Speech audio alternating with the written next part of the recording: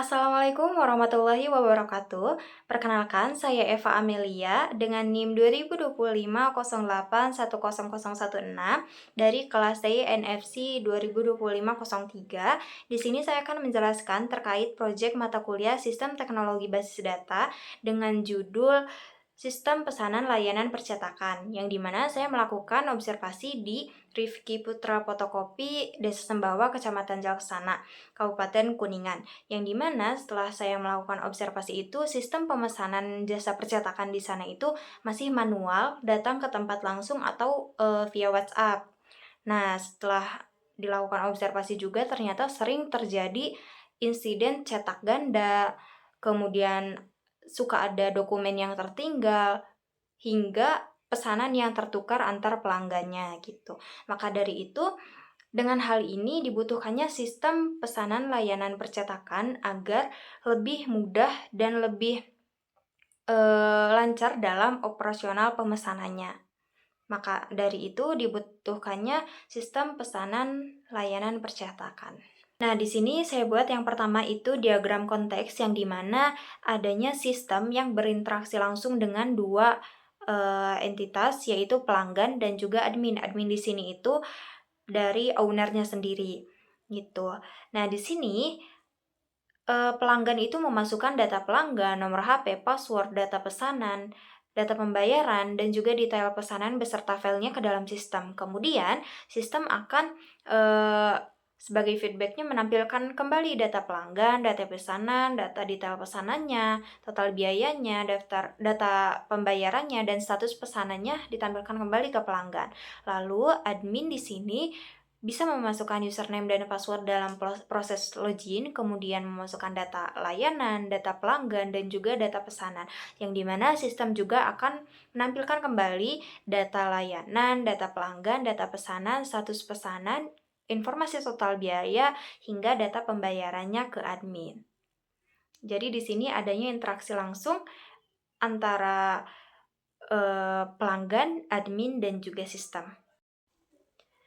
Kemudian yang selanjutnya yaitu untuk DFD level 0 di sini terdapat beberapa proses, ada proses login admin, proses registrasi pelanggan, proses login pelanggan, kemudian proses kelola layanan, proses kelola pesanan, proses pembayaran, hingga proses laporan untuk admin. Yang dimana di sini untuk proses login admin di sini admin memasukkan username dan juga password ke sistem, kemudian sistem mengeceknya ke database-nya, kemudian ditampilkan lagi halaman data layanan ke admin. Kemudian proses yang kedua yaitu registrasi pelanggan, yang dimana pelanggan memasukkan data pelanggan, kemudian disimpan ke dalam database dan ditampilkan juga ke admin, dan berhubungan dengan proses yang ketiga yaitu login pelanggan, yang dimana pelanggan memasukkan nomor HP dan passwordnya, kemudian sistem akan mengeceknya ke dalam database dan ditampilkan kembali hasil konfirmasinya ke pelanggan dengan menampilkan data layanan.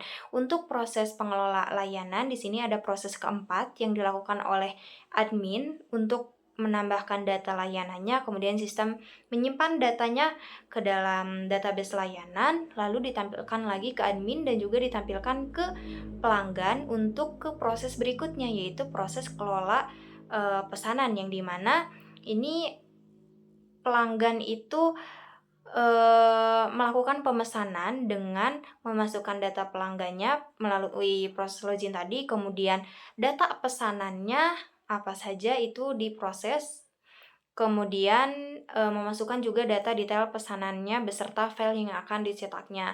Kemudian sistem akan menyimpannya ke dalam database pesanan dan juga detail pesanan. Lalu pelanggan melakukan pembayaran, yang dimana sistem akan mencatat dan menyimpannya ke dalam database, masuk ke sistem dan juga ditampilkan ke admin. Lalu untuk proses tadi mulai dari login, kemudian data-data pelanggan, data pesanannya apa aja, kemudian data detail pesanannya apa aja, pembayarannya itu kumpulkan dalam sebuah laporan dan datanya itu akan ditampilkan ke admin untuk bisa dicetak. Nah, selanjutnya yaitu DFD level 1 proses 4.0 kelola layanan, yang dimana di sini terdapat 4 proses, ada tambah layanan, kemudian lihat layanan, ubah layanan, dan juga hapus layanan yang dapat dilakukan oleh admin, dan pelanggan di sini dapat melihat layanannya saja untuk melakukan pemesanan.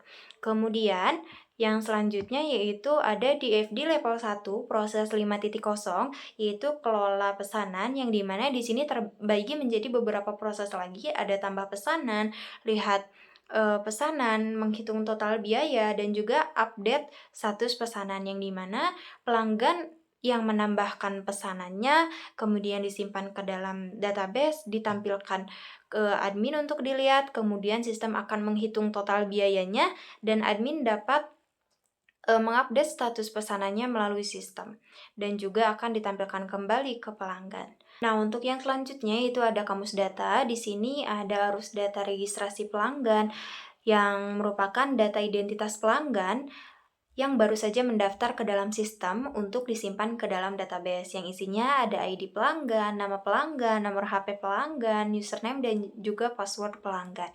Nah, yang kedua ada arus data layanan, yang dimana ini merupakan data daftar jenis produk, jasa cetaknya, beserta tarif harganya yang dikelola admin untuk ditampilkan kepada pelanggan. Struktur datanya yaitu ada ID layanan, nama layanan, harga satuan layanannya, dan juga ada sedikit deskripsi layanannya bila mana diperlukan. Nah, lalu yang selanjutnya yaitu ada arus data pesanan, yang dimana ini data rincian spesifikasi cetak, file unggahan, total biaya, dan status pengerjaan yang diajukan oleh pelanggan atau diperbarui oleh admin, yang isinya terdapat detail pesanan dan juga data pesanan sendiri, yaitu ada nomor pesanannya berapa, tanggal pesanan, total biaya, status pesanan, estimasi selesai, file upload, kuantitas, dan lain-lain. Lalu ada arus data pembayaran. Nah, di sini terdapat data bukti transaksi pembayaran yang dikirimkan oleh pelanggan untuk memvalidasi pelunasan satu pesanan tertentu, yang dimana di sini terdapat ID pembayaran, nomor pesanan, metode pembayarannya seperti apa, jumlah bayar, tanggal bayar, dan juga status pembayaran. Nah, yang terakhir yaitu ada kamus data arus data laporan penjualan, yang dimana di sini laporan berkala yang berisi rangkuman data transaksi pesanan yang telah diselesaikan untuk kebutuhan evaluasi admin atau owner. Nah, di sini terdapat tanggal laporan, periode laporannya, kumpulan koleksi datanya seperti halnya nomor pesanan, tanggal pesanan, dan lain-lain, serta total pendapatannya berapa. Nah, untuk yang selanjutnya itu ada IRD. Saya menggunakan notasi Petersen, yang dimana di sini ada entitas admin yang memiliki 3 atribut, ada ID admin, username, dan juga password. Di sini admin mengelola data layanan, yang dimana entitas layanan di sini memiliki atribut ID layanan, nama layanan, dan juga harga satuan dari layanan tersendiri. Kemudian satu layanan itu dapat terdiri dari detail pesanan. Nah, yang dimana entitas detail pesanan ini memiliki 4 atribut, ada deskripsi pesanan, kuantitas, kemudian file upload, dan juga ID detail pesanan. Lalu ada entitas pesanan, yang dimana di sini admin dapat mengelola pesanan, dan juga di dalam pesanan itu terdapat banyak detail pesanan. Nah, di sini untuk entitas pesanan terdapat atribut nomor pesanan, total biaya, status pesanan, estimasi selesai, dan juga tanggal pesanan. Lalu ada entitas pelanggan, yang isinya ada atribut ID pelanggan, nama pelanggan, dan juga nomor HP-nya. Nah, di sini karena ketika pemesanan itu harus memerlukan pembayaran, di sini terdapat entitas pembayaran dengan 5 atribut, yaitu yang pertama ada ID pembayaran, lalu ada metode pembayaran, jumlah bayar, status pembayaran, dan juga tanggal bayarnya. Nah, lalu untuk relasi antar tabelnya, di sini tabel admin itu berelasi ke tabel layanan, yang dimana admin dapat mengelola banyak layanan. Kemudian, layanan di sini terdiri dari beberapa detail pesanan. Nah, di sini juga admin berelasi ke tabel pesanan, yang dimana admin dapat mengelola pesanan.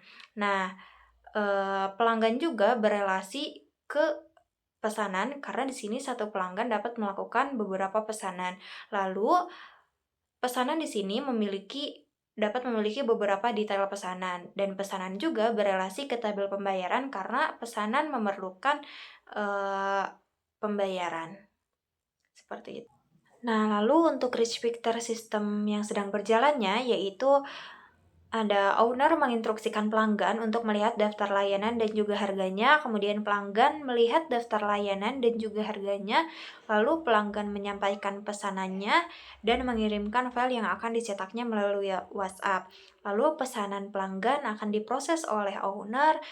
Setelah selesai, owner menyerahkan pesanan yang sudah selesai dan juga pelanggan melakukan pembayaran.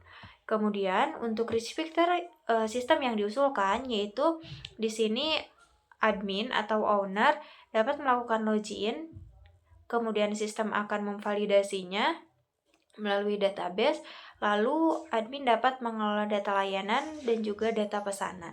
Yang dimana di sini pelanggan dapat melakukan registrasi akun terlebih dahulu sebelum melakukan login. Setelah login dapat melakukan pemesanan dengan melihat terlebih dahulu data layanan yang ditampilkan oleh sistem kepada pelanggan, lalu dapat melakukan pemesanan, dan juga apabila pesanannya sudah diproses, itu bisa melakukan pembayaran dan logout seperti itu. Dan di sini admin atau owner lah yang mengelola data pesanan tersebut.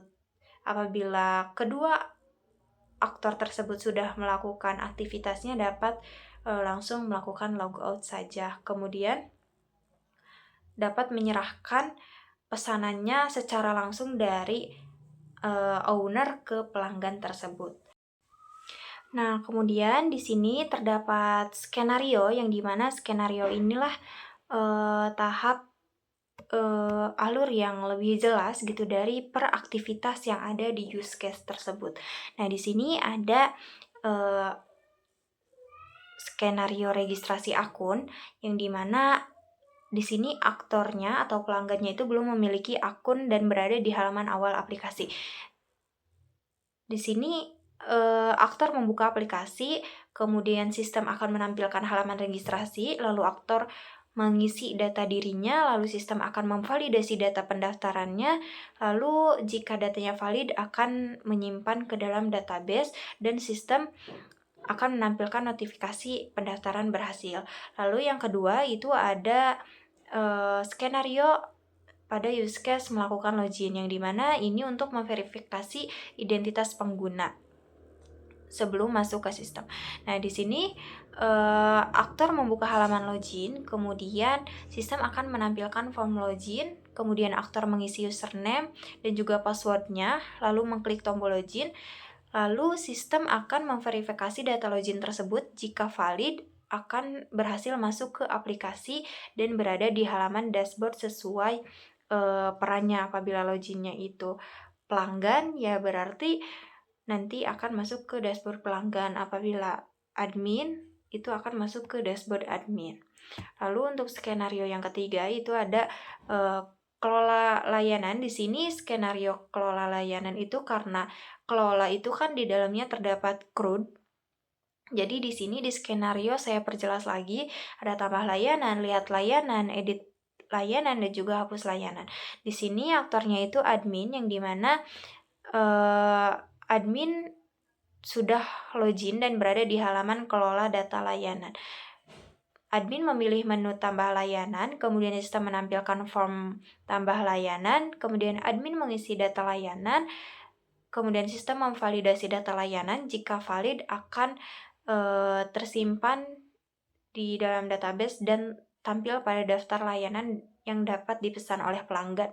Kemudian yang selanjutnya yaitu ada kelola layanan, bagian lihat data layanan, yang di mana ini aktornya itu oleh admin. Admin mengklik memilih menu data layanan, kemudian sistem akan mengambil data layanan dari database dan menampilkannya ke dalam tampilannya. Kemudian admin dapat melihat seluruh data layanan yang tersimpan di sistem. Lalu skenario berikutnya itu ada ubah layanan, yang dimana ini admin juga awalnya sudah login dan berada di halaman ubah layanan, di halaman data layanan, yang dimana admin memilih layanan yang akan diubah, kemudian sistem akan menampilkan data layanan yang dipilih, lalu admin mengubah data layanannya, kemudian menekan tombol simpan, lalu sistem akan memvalidasi data layanannya. Jika valid, sistem akan menyimpan perubahan ke database dan menampilkan data terbaru. Kemudian data layanan berhasil diperbarui dan disimpan di dalam database. Lalu yang berikutnya yaitu hapus layanan. Itu sama kayak tadi ubah layanan, hanya saja di sini admin itu memilih layanannya yang akan dihapus. Kemudian sistem menampilkan konfirmasi penghapusan, lalu admin menekan tombol konfirmasi hapus, kemudian sistem menghapus data layanan dan data layanan terhapus dari sistem dan tidak tampil lagi pada daftar layanan. Kemudian yang selanjutnya yaitu terkait use case melakukan pemesanan, yang dimana di sini aktornya itu pelanggan. Pelanggan sudah login dan berada di halaman daftar layanan. Nah, pelanggan membuka menu layanan dan memilih data layanan yang ingin dipesan. Kemudian, sistem akan menampilkan detail layanannya dan juga form pemesanan. Lalu, pelanggan akan mengisi form tersebut dan sistem akan memeriksa kelengkapan dari data pesanan tersebut. Jika lengkap, sistem akan menghitung total biayanya secara otomatis, lalu menyimpan datanya ke dalam database. Kemudian data pesanan tersimpan dan pesanan statusnya diproses oleh admin. Kemudian yang selanjutnya itu ada kelola pesanan dengan lihat pesanan masuk. Nah, ini dapat dilakukan oleh admin dengan memilih menu pesanan masuk, kemudian mengambil data pesanan dari database oleh sistem. Kemudian admin dapat melihat seluruh pesanan yang masuk dari pelanggan. Nah, yang selanjutnya yaitu skenario pada use case kelola pesanan pada menerima pesanan, yang dimana di sini dapat dilakukan oleh admin dengan memilih pesanan yang akan diproses, kemudian sistem akan menampilkan detail pesanannya, lalu admin akan menekan tombol terima pesanannya, lalu sistem akan mengupdate status pesanannya menjadi diterima pada database dan mengirim notifikasi ke pelanggan, lalu sistem pada status pesanannya itu akan berubah menjadi diterima dan pelanggan menerima notifikasi. Lalu untuk yang selanjutnya itu kelola pesanan pada pilihan menolak pesanan, yang dimana ini dapat dilakukan oleh admin dengan memilih pesanan yang akan ditolak, kemudian sistem akan menampilkan detail pesanannya, lalu admin dapat menekan tombol tolak pesanan dan mengirim alasan penolakannya, lalu sistem akan menyimpan alasan penolakan dan mengupdate statusnya menjadi ditolak. Nah, di sini status pesanannya berubah menjadi ditolak dan pelanggan menerima verifikasi beserta alasan penolakannya. Lalu yang selanjutnya yaitu ada kelola pesanan, yaitu update status pesanan, yang dimana di sini dapat dilakukan oleh admin yang sudah login dan pesanan berstatus diterima.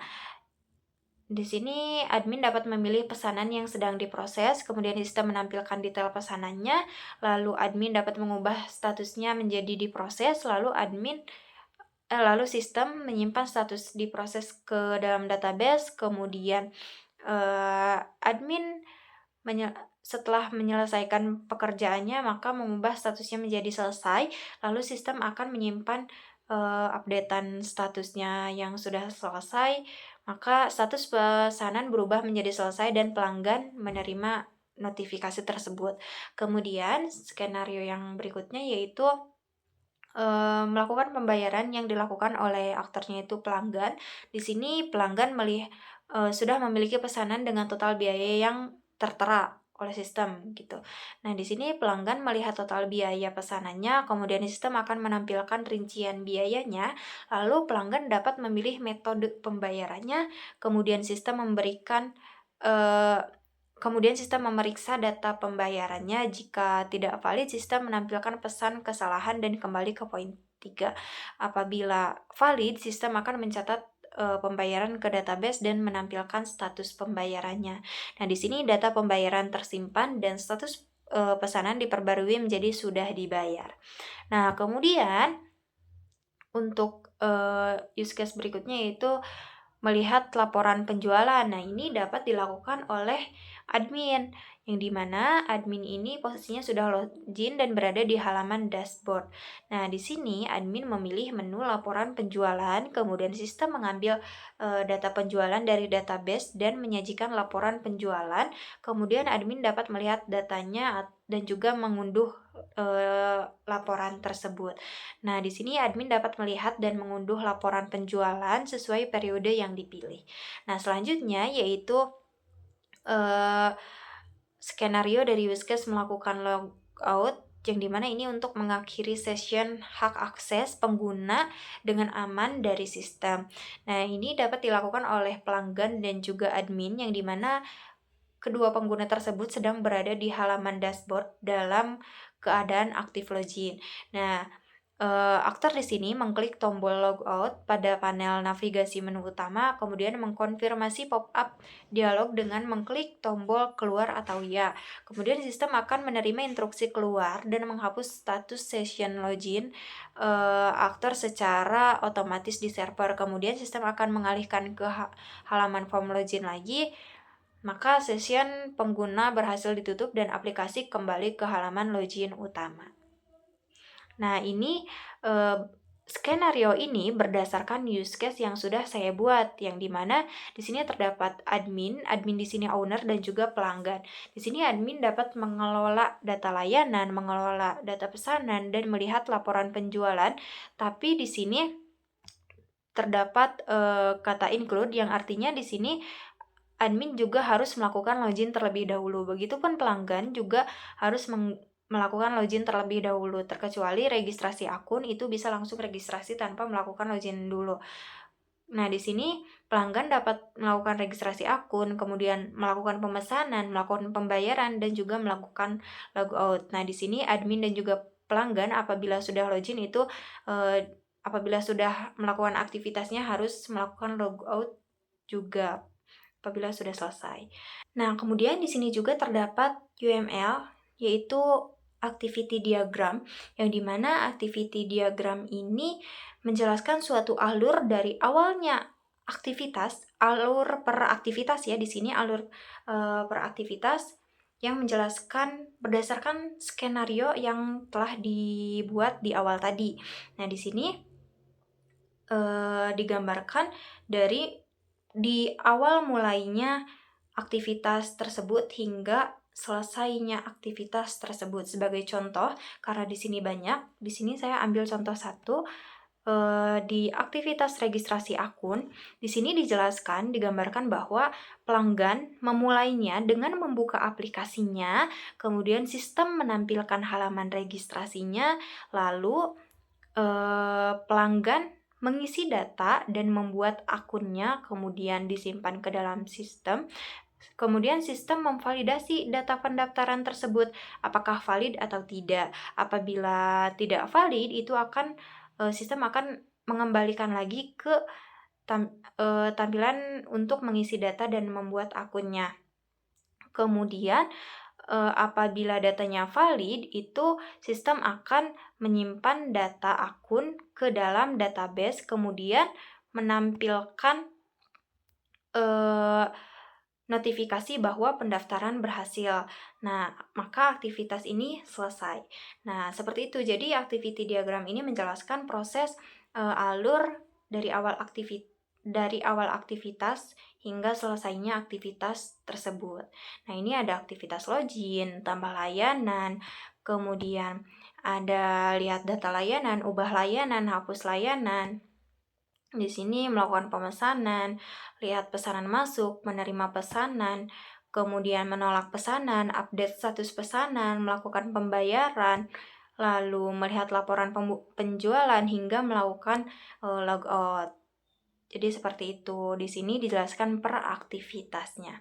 Lalu untuk yang selanjutnya yaitu ada diagram sequence atau sequence diagram yang dimana di sini lebih detail lagi dari aktivitas diagram yang tadi. Jadi di sini ada interaksi dari pelanggan dengan halaman sistemnya, kemudian ada rentang waktunya. Di sini lebih detail lagi dari aktivitas diagram yang sebelumnya dijelaskan. Sebagai contoh, di sini saya jelaskan satu. Di sini pelanggan membuka halaman registrasi. Nah, di sini ada halaman registrasinya, membuka halaman registrasi, kemudian halaman registrasi menampilkan form registrasinya, kemudian pelanggan mengisi dan mengirim data registrasinya, kemudian dari form tersebut dikirim ke sistem, dari sistem akan divalidasi ke database, kemudian disimpan. Sistem akan memvalidasi data tersebut, kemudian data tersebut akan disimpan ke dalam database, kemudian database akan mengkonfirmasi bahwa data tersebut sudah disimpan ke dalam sistem, kemudian sistem akan mengirimkan notifikasi ke dalam ke halaman registrasi yang kemudian muncul notifikasi ke pelanggan bahwa notifikasi bahwa registrasi tersebut berhasil gitu. Jadi notifikasinya ditampilkan. Nah, ini lebih detail lagi. Oke, contoh ini yang kedua itu proses login yang dimana di sini admin atau pelanggan di sini pengguna membuka halaman login. Kemudian di halaman login itu akan ditampilkan form loginnya. Lalu pengguna itu mengirimkan username dan juga passwordnya. Kemudian dari halaman login itu akan dikirimkan ke sistem dan sistem akan memverifikasi ke dalam database. Kemudian dari database itu akan ditampilkan data penggunanya ke sistem dan sistem akan memvalidasi loginnya berhasil atau tidak. Kemudian akan dikirim notifikasinya ke dalam halaman login dan halaman login akan menampilkan dashboard sesuai peran di awal proses login tersebut. Nah, di sini ada diagram sequence tambah layanan, lihat data layanan. Ini lebih detail lagi dari aktivitas diagram yang tadi.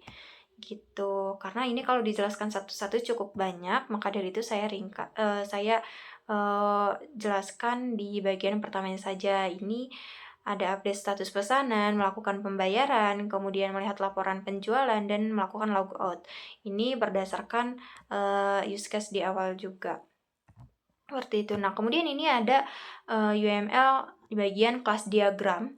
Di sini ada beberapa kelas yang di dalamnya juga terdapat beberapa fungsi seperti halnya di sini admin. Data-datanya ini sama kayak tadi ya, kayak di bagian IRD, di bagian data relasi antar tabel, ini isi data-datanya sama.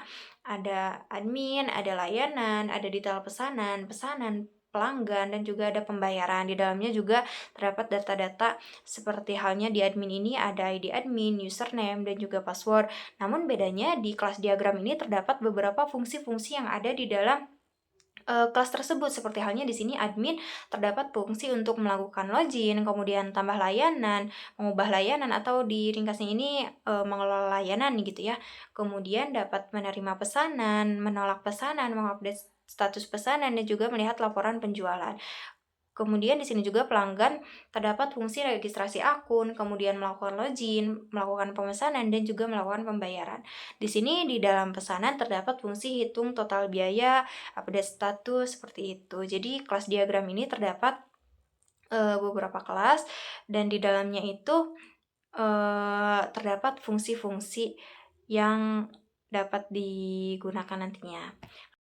Nah, untuk yang selanjutnya yaitu ada SQL atau Structure Query Language, yang dimana di sini saya sajikan juga DDL atau Data Definition Language-nya saya buat. DDL ini fokus pada kerangka database, kerangka tabelnya, sedangkan DML itu untuk memanipulasi data di dalam isian tabel tersebut. Nah, untuk DDL-nya di sini untuk membuat database menggunakan query create database. Di sini saya simpan database-nya di folder Eva Amelia dengan NIM saya sendiri. Kemudian untuk membuat tabelnya di sini menggunakan query create tabel. Kemudian diikuti dengan nama tabelnya dengan isian dari tabel tersebut, seperti halnya di sini contoh di tabel pelanggan terdapat ID pelanggannya dengan tipe data integer sebagai primary key-nya, kemudian terdapat nama pelanggannya dengan tipe data varchar, begitupun email, nomor HP, dan juga passwordnya. Begitupun dengan tabel layanan, tabel pesanan, tabel detail pesanan, tabel pembayaran. Di sana juga menggunakan creatable dan juga ada primary key-nya. Nah, untuk mendefinisikan foreign key-nya di sini terdapat sebagai contohnya itu constraint FK detail pesanan. Di sini itu maksudnya foreign key. Nah, di sini ngambilnya itu nomor pesanan, referensinya dari tabel pesanan yang diambilnya kolom nomor pesanan. Di sini juga dihubungkan dengan detail pesanannya itu dihubungkan dengan ID layanan tersebut juga. Jadi adanya relasi dari tabel detail pesanan dan juga layanan. Kemudian ini ada tabel pembayaran juga. Nah, selanjutnya ini untuk mengubah struktur tabel menggunakan query alter tabel. Kemudian nama tabelnya apa? Kemudian add. Sebagai contoh yang di sini itu alamat, berarti kolom alamatnya dengan diikuti tipe datanya. Lalu untuk menghapus struktur tabel juga sama, menggunakan alter tabel, kemudian diikuti nama tabelnya, kemudian drop kolom nama kolomnya apa. Di sini sebagai contoh nama kolomnya itu alamat yang dihapus dari tabel tersebut. Untuk menghapus tabelnya itu menggunakan query drop database. Drop tabel maksudnya. Untuk menghapus tabel itu menggunakan drop tabel, sedangkan untuk menghapus database itu drop database.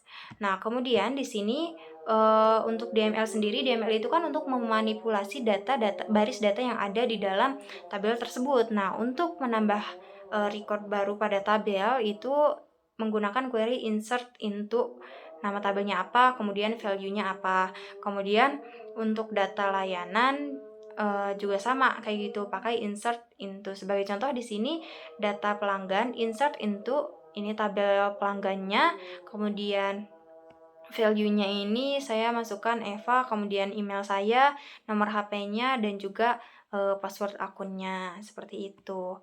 Nah, kemudian ini juga sama, menambah record baru pada tabel pesanan. Kemudian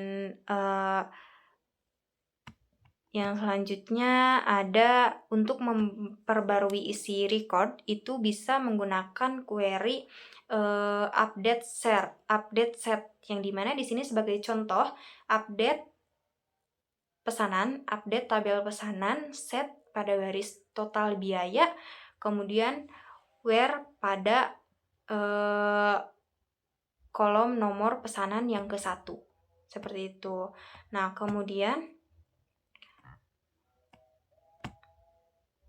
Kemudian untuk menghapus record pada tabel itu bisa menggunakan query delete from nama tabelnya apa, kemudian pada ID keberapa. Sebagai contoh di sini delete from tabel layanan pada ID layanan yang ke-5 itu akan terhapus nantinya. Baik, itu saja yang dapat saya sampaikan. Data yang saya dapat itu berdasarkan hasil observasi dengan ownernya, di sana namanya Teh Elin. Kemudian ini dokumentasi data-data yang saya dapat dan juga contoh nota yang dipakai di sana. Baik, itu saja yang dapat saya sampaikan. Dapat disimpulkan bahwa sistem pesanan layanan percetakan ini dirancang untuk mengubah cara kerja manual menjadi pencatatan digital yang lebih rapi. Dengan sistem ini, admin tinggal memantau saja status pengerjaan dan laporan pendapatan bisa langsung jadi secara akurat tanpa perlu dihitung manual lagi. Baik, itu saja yang dapat saya sampaikan. Kurang lebihnya mohon dimaafkan. Billahi taufiq wal hidayah. Wassalamualaikum warahmatullahi wabarakatuh.